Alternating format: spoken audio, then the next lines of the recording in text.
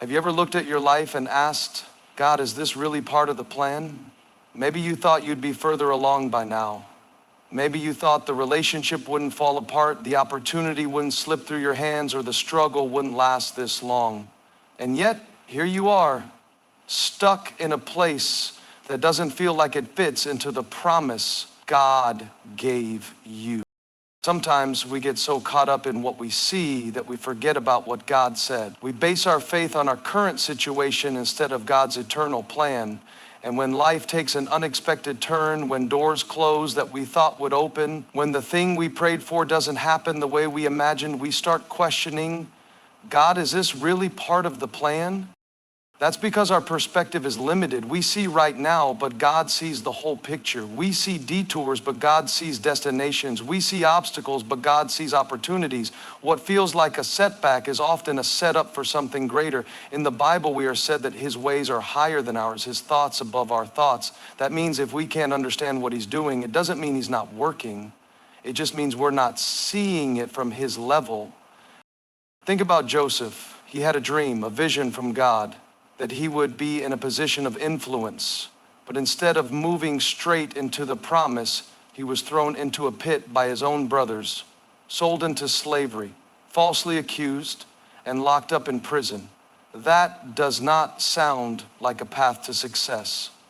That does not look like a divine plan. It looks like a disaster. But what Joseph didn't realize in the moment was that every single step, every pain, every delay, every betrayal was leading him exactly where God intended.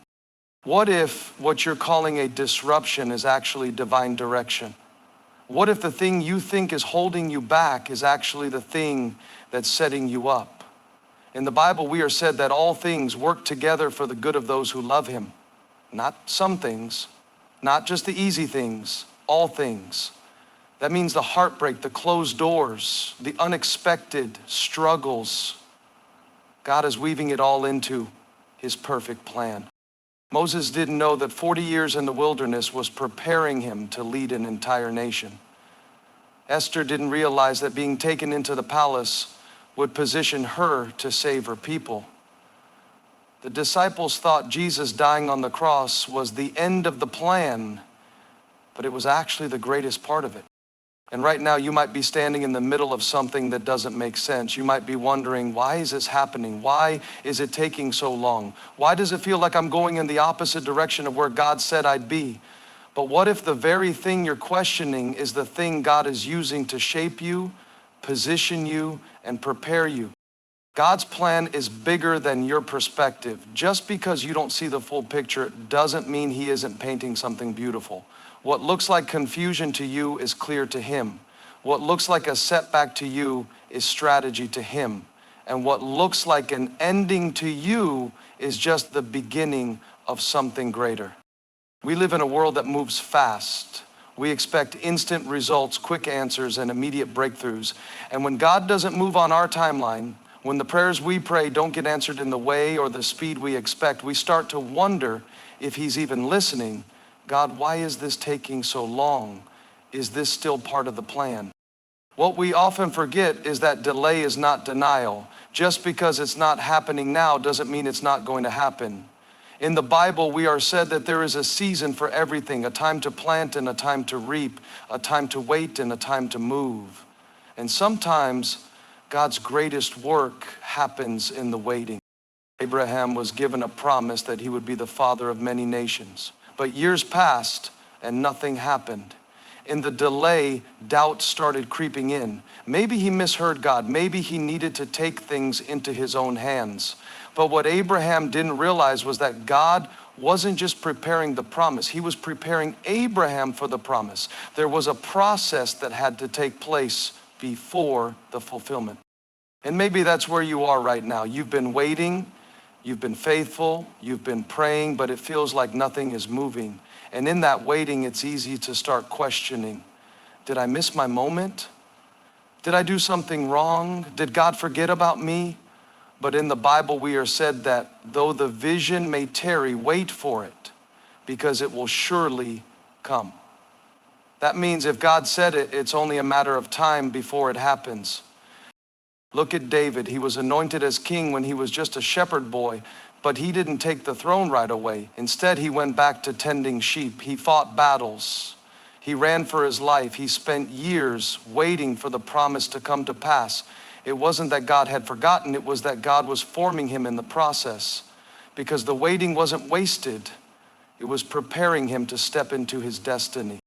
And that's what God is doing in your life right now. The delay is not a punishment, it's preparation. It's in the waiting that your faith is strengthened. It's in the waiting that your character is developed. It's in the waiting that God refines you so that when the promise comes, you're ready to carry it. The Israelites wandered in the wilderness for 40 years before stepping into the promised land. Not because God was slow, but because they weren't ready. What should have been a short journey took decades, because God was more interested in developing them than delivering them. So if you feel stuck, if you feel like you've been waiting longer than you expected, don't lose heart. Just because you don't see movement doesn't mean God isn't moving. The promise still stands, the vision is still alive, and what God spoke over your life will come to pass right on time. Nobody likes pain. Nobody prays for hardship. We want the blessing without the breaking, the promise without the process.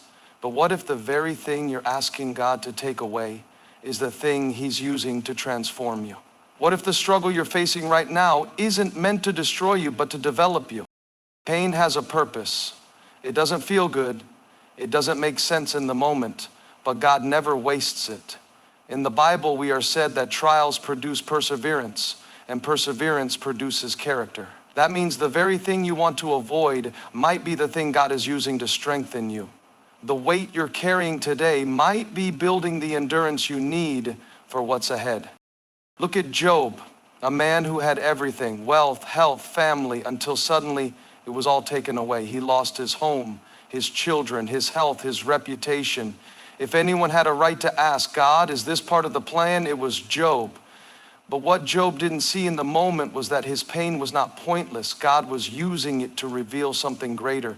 In the end, God restored Job's life, not just giving him back what he lost, but multiplying what he had before. What looked like the end of his story was actually a setup for greater blessing. And maybe you're going through something right now that doesn't make sense. Maybe you're dealing with loss, disappointment, heartbreak. You thought God was leading you one way, and now everything seems to be falling apart. But in the Bible, we are said that suffering produces a glory that far outweighs the pain. That means what you're going through is temporary, but what God is building in you through it is eternal. Think about Job. He lost everything, his family, his wealth, his health. It looked like his life had completely collapsed.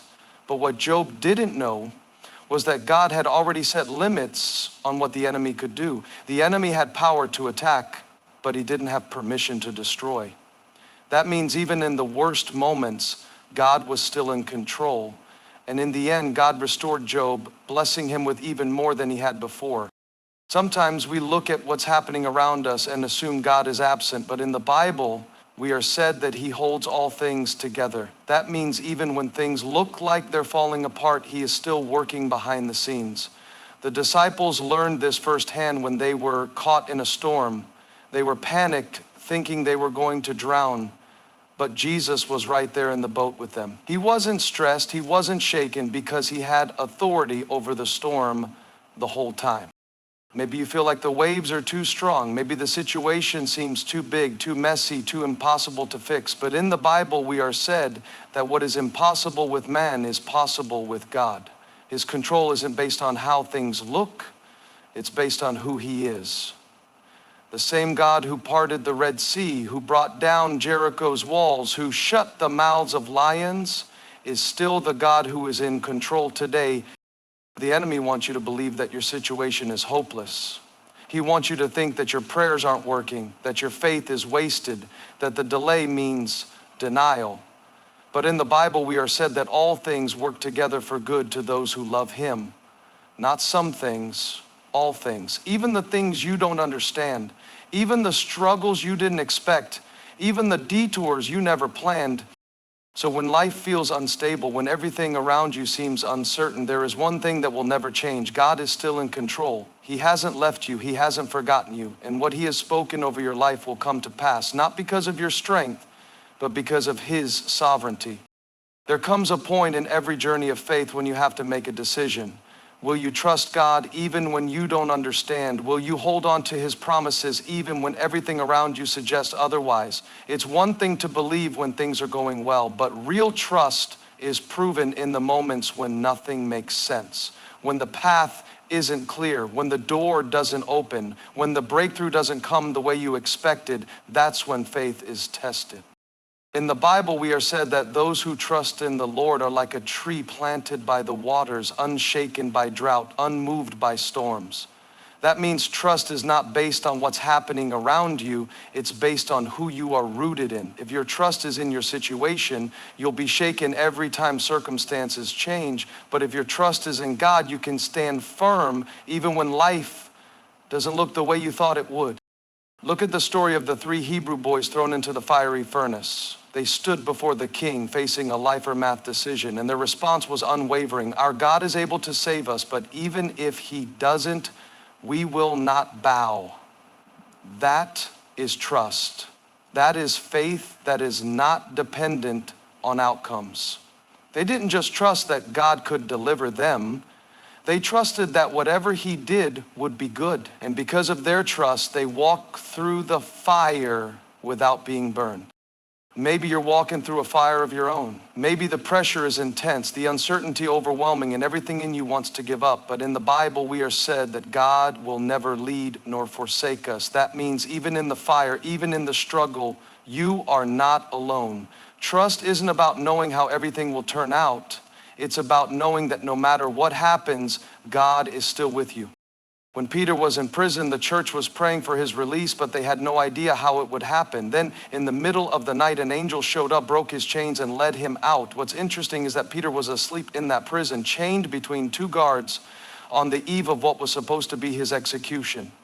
That's trust, that's peace in the middle of uncertainty. He didn't know how God would move, but he knew that God was in control. Trust is a choice. It's choosing to believe that God is working even when you don't see it.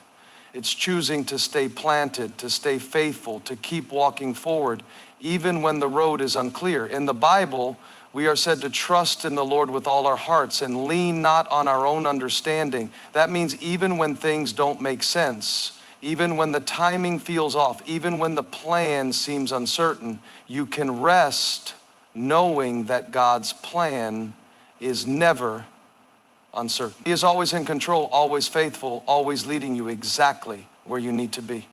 Life doesn't always go the way we expect. Plans shift, doors close, and the path forward can feel uncertain. But just because we don't see the full picture doesn't mean God isn't working. What looks like a setback might be a setup for something greater. What feels like a delay might be God's perfect timing in disguise. Faith isn't about having all the answers. It's about trusting the one who does. In the Bible, we are said that God's ways are higher than ours, his thoughts beyond our understanding. That means even in confusion, even in disappointment, even in the waiting, he is still in control. So when life doesn't make sense, when you find yourself asking, is this part of the plan? Trust that it is. God is not finished with your story. What he has spoken will come to pass, and his plan is always better than anything you could imagine.